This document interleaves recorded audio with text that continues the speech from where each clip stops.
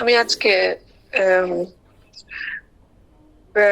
2024 বাবা কোথায় কোথায় গেছিলেন। আমি কালকে অলরেডি বলা হয়েছিল যে উত্তরকাশী, মানে এপ্রিল মাসে উত্তরকাশী বাবা ছিলেন। ওগুলো সব বিস্তারভাবে আমি অলরেডি আগের রেকর্ডিংসে বলে দিয়েছিলাম, ওগুলো আমি রিপিট করব না। আজকে একটু বলবো অগস্ট 2024 বাবা যেখানে উপস্থিত ছিলেন, ওনার দেহতে ওনার লাস্ট বার্থডে সেলিব্রেশন 128 জন্মোৎসব পালন করা হয়েছিল ধর্ম সঙ্গে বেনারসে। খুব ভালো সুন্দর আয়োজন হয়েছিল। তো 5 আগস্ট 2024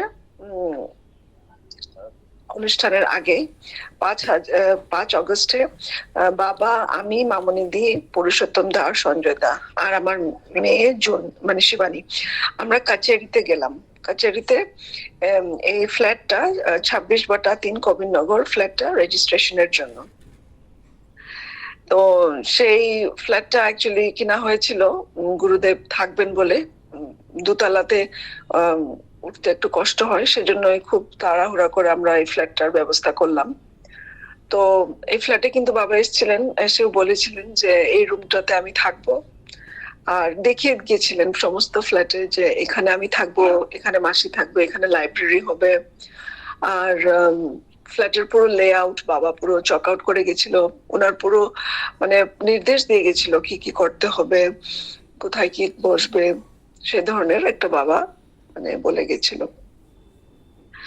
তারপর সেদিন বাবা পরে আমাকে বললো যে 60 বছরে একটা বড় রোগ হবে, সেটার জন্য যা দরকার নেসেসারি ট্রিটমেন্ট তুমি করবে।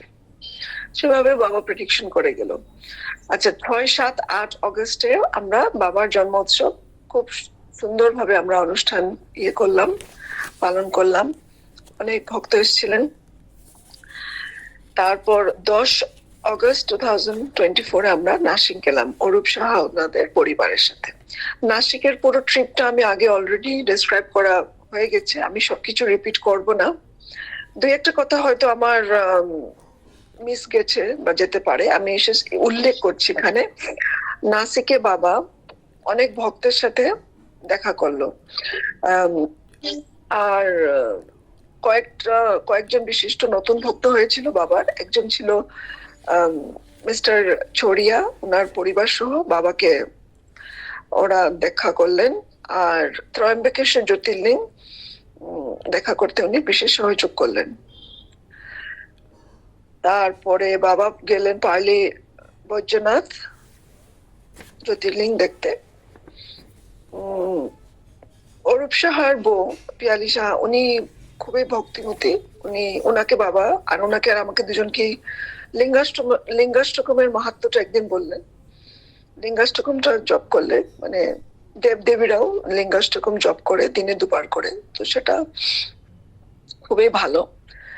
তো নাসিকে থাকাকালীন বাবা একবার বললেন, যদি আমি হয়তো এটা একবার রিপিট করেছি তবু আরেকবার বলবো, কারণ এটা খুবই গুরুত্বপূর্ণ কথা। গীতার 4th চ্যাপ্টারের 34th ভার্স, তদ্বিধি প্রণিপাতেন প্রণিপৃষ্ঠেন সেবয়া উপদেক্ষন্তি তে জ্ঞানম জ্ঞানিনস তত্ত্বদর্শিনঃ। তা ভগবানকে পাওয়ার 3টা রাস্তা আছে। একটা হচ্ছে সদ্গুরুকে সেবা দেওয়া, দ্বিতীয় হচ্ছে খুব বিনম্র পূর্বক আর সুন্দর মানে শ্রুতিধর, ভালো শ্রুতিধর হয়ে জিজ্ঞেস করতে হয়, সমর্পণ করে সদ্গুরুকে মানে প্রশ্ন জিজ্ঞেস করতে হয়, আধ্যাত্মিক প্রশ্ন, মানে কি কি দরকার এগুলো জিজ্ঞেস করতে হয়।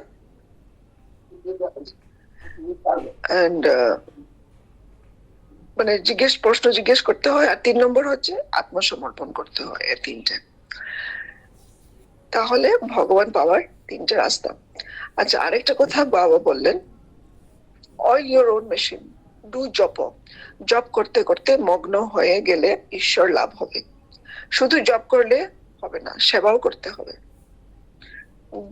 গীতার 18টা চ্যাপ্টার বললেই হলো, মানে যদি কারো গীতা পড়ার সময় থাকে না, 18টা অধ্যায়ের নাম নিলেও মঙ্গল হবে। 23 আগস্টে বাবা নাসিক সেন্ট্রাল জেলে গেলেন। সেন্ট্রাল জেলে যাওয়ার পরে বাবা আমাকে বললেন ওনার লাইফ স্টোরিকে বলার জন্য, সেটা বলা হলো। আর এখানে এরা অনেক কয়েদি ছিল, ওরা মানে লাইফ সেন্টেন্স সার্ভ করছিল, কিন্তু এদের মধ্যে ভক্তি আছে, বাবা এদেরকে সবাইকে কৃপা করলেন।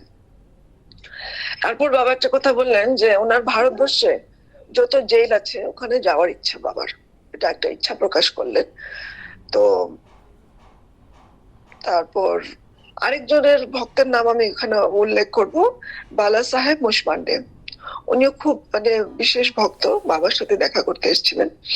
25 আগস্টে আমরা শিরডি সাই বাবা আর কৃষ্ণেশ্বর জ্যোতির্লিঙ্গে আমরা দর্শন করতে গেলাম। সেখানে এক রাত্র বাবা ঔরঙ্গাবাদে ছিলেন। 26 আগস্টে আমরা পার্লি বৈদ্যনাথ জ্যোতির্লিঙ্গ দর্শন করলাম।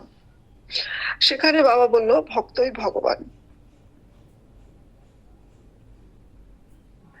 তারপর শিরডি সাই বাবা তো বাবা গেছিলেন, দুবার করে গেলেন। বাবা আমাকে তখন বললেন যে কাশিতে থাকলে সাদা কাপড় পরতে হয়, তো সাদা কাপড় পরলে শ্রদ্ধা আসে।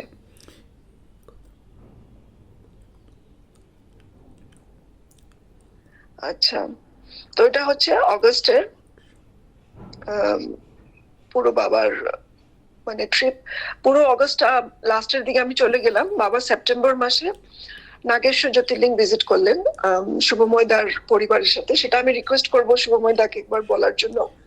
সেটা সবাই জানে না, নাগেশ্বর কিন্তু একটা নতুন জ্যোতির্লিঙ্গ হয়েছে, আর একটা অন্ধা নাগনাথ জ্যোতির্লিঙ্গ আছে সেখানটাই বাবা খুব মানে ইচ্ছা ব্যক্ত প্রকাশ করার পরে শুভময় দা ওরা বাবাকে নিয়ে গেলেন। তো সেগুলো ছিল বাবার অগস্ট আর সেপ্টেম্বরে বাবার যাত্রা। আর সারাক্ষণ বাবা ভক্তদেরকে কৃতার্থ করছেন, বাবা দর্শন দিচ্ছেন। আমরা তো জানতাম না যে এটা বাবার মানে শেষ দিনগুলো, বাবা তো জানতেন যে এটা বাবার লাস্ট সময়। তো বাবা একটা সেকেন্ডও ওয়েস্ট করতেন না। বাবা নিজের মানে শক্তির লাস্ট মানে আউন্স অফ এনার্জি পর্যন্ত বাবা জগতের মঙ্গলের জন্য কিন্তু বাবা নিছাওয়ার করে গেলেন। কথাটা কিন্তু আমরা বুঝতাম না, আমরা ভাবতাম বাবা তো আছে, বাবা ভালোই আছে, কিন্তু বাবা কিন্তু সেরকম সুস্থ ছিলেন না। বাবার ভিতরে ভিতরে অসুস্থই ছিলেন, কিন্তু বাবা আমাদেরকে বুঝতে দেয়নি, মানে শরীরের ক্লান্তটাও আমরা কিছুই বুঝতে পারিনি। ভক্তরা যেখানেই বাবাকে নিয়ে যান সেখানেই বাবা গেছিলেন। ও এগুলোই বলার কথা। আজকে এখানে আমি বিরাম